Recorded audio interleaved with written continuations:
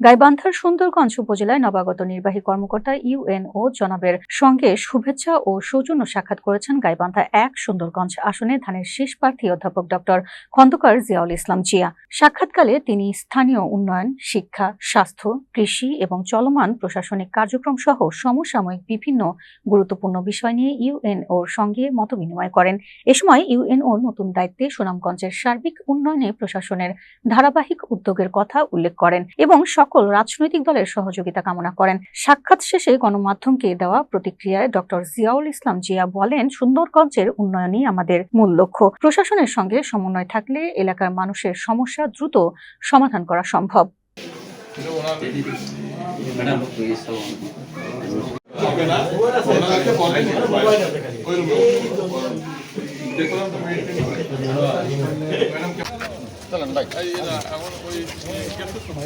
সামনে আসেন।